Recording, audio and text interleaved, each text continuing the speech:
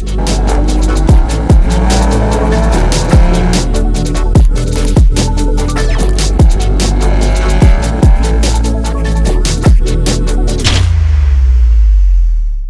back to the channel, everybody. My name is Adam. This is Vancity Audi, and check that out. The B8 S4 getting tuned and getting you dyno numbers. It is about damn time. This is probably the longest I've kept a car stock since 2010. It's the last time I've had a car stock for this long. It's been 10 years. It's about time. We're tossing on integrated engineering, stage 1, 91 octane file, and then we're gonna up it to stage 1, 93 octane, both from integrated engineering. But what we're going to do first is get you a baseline, get you the power figures that the car makes stock. Now, I've already done this. If you paid attention to the channel and you've watched some of my fuel comparison videos, you know what this car put down stock. But if you haven't, and you're just tuning in this for this video, you will see what it makes stock. I use a blend of ethanol with pump gas every day in this vehicle. So I know my car is running as best it possibly can. So we're gonna get you those numbers. Then while it's on the dyno, I'm gonna plug in my power link cable from integrated engineering, and I'm going to tune the car while it's on the dyno. Not even gonna drive around in it. We're gonna put a little bit of driving on it on the dyno, then we're gonna hit it again. And we're gonna do multiple pulls on every power level. Now, something I'm gonna change up for you guys that are familiar with the channel is, back when I was using my RS3 and I was doing these dynos, I do a live shot from the engine while the dyno was going straight over to the computer screen so you could see it was true and real. I think I've proven to you guys now that I'm not trying to screw anybody over. I'm not trying to put out false information. So what we're wanting to do now is do multiple runs on each power level, and then we'll take the best of those runs. Now, when I say best, that doesn't mean necessarily the highest power output. It means the cleanest run. It means the run that did not have super crazy inflated intake air temps, which will pull timing, or one where the car isn't at operating temp. I'll give you the best representation of the power that it made on that tune. I'm excited. I hope you guys are, because I'm very interested to see the type of power that my B8 S4 makes on simply a stage 1 tune with absolutely no hardware modifications. Here is the engine bay of this beautiful B8 S4 with my 3-liter supercharged V6. Just wanted to show you guys this again to prove that no hardware changes have been made. The only thing that we've added is this ethanol sensor with this rider performance mount, and that is simply to be able to tell how much ethanol is in the tank to make sure that I don't run too high a percentage. Let's get this dyno started.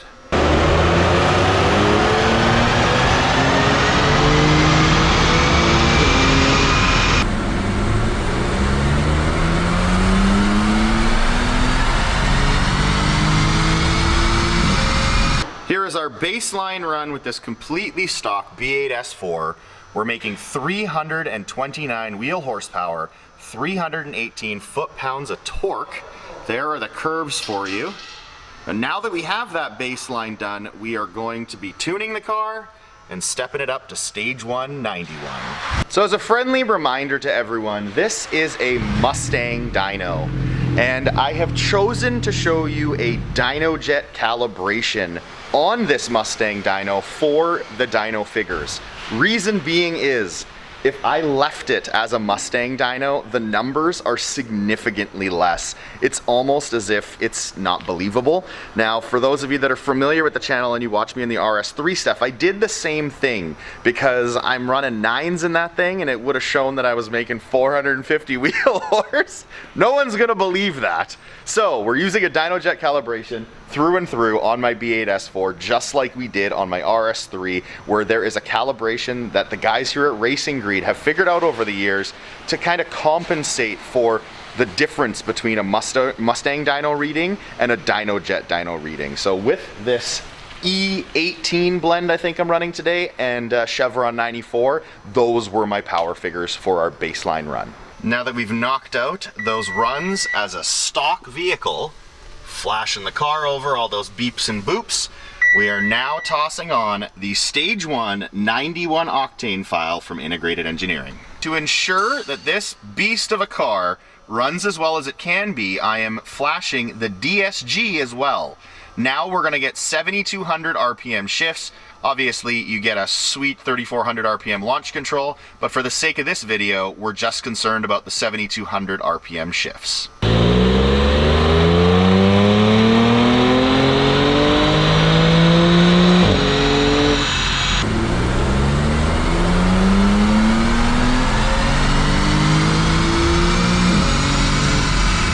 What a tremendous result out of this Stage 1 91 octane. Look at those gains. 76, 77 wheel horsepower. Holy crap. We went up to 366 for torque from 318 that we originally ran. Look at that. Those are clean ass runs too. Wow, I am friggin' amped to see what this thing can do on 93 octane, damn. Holy crap, those are some serious results out of a Stage 1 91 octane tune.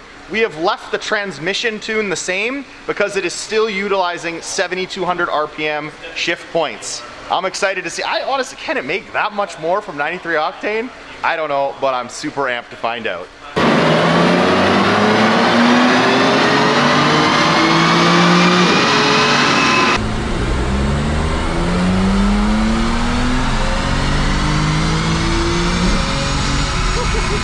So we knocked it out of the park with that Stage 1 91 octane tune, but how did we do with the Stage 1 93? I have all three graphs up on the screen at once so you guys can see from one level to the next level to the next.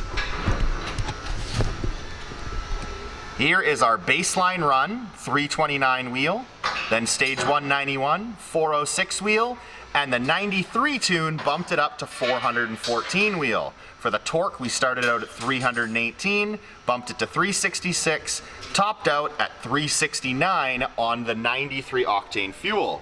There are the graphs. The really low one with the dots far apart is our stock run. And then as you can see, the other two are the 91 and the 93 octane. So what we're seeing is very, very similar lines up until about 5,200 RPM where there's a bit of separation and then you see a slight difference up top, but not a huge gain for us using this really high quality fuel of Chevron 94 blended with 18% ethanol. That is one hell of a gain from just a tune. All stock hardware and a tune from Integrated Engineering. 85 wheel horsepower and 51 foot-pounds of torque from the baseline run to the Stage 1 93 octane. That is extremely impressive in my books.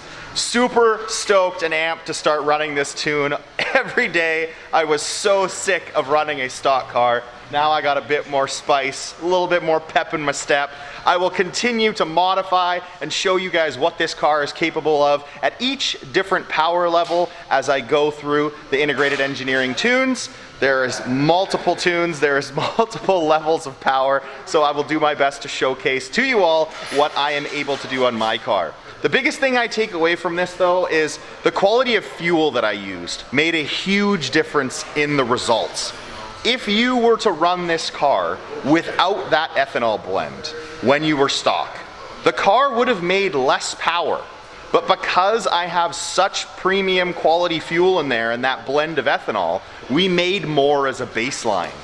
Then when we ran on Stage 191, I was still using that great quality of fuel, so it maximized the potential of that tune. I think that's why we didn't see as much of a gain on 93 as you would have if I did that baseline with just your standard run-of-the-mill 91 pump gas and made crap all for power, and then put in that 93 octane, or in my case 94 octane blended with ethanol for the 93 octane file. I think it would have made the difference that much greater. Still extremely impressed with the results. Thank you all for watching. Until next time, take care.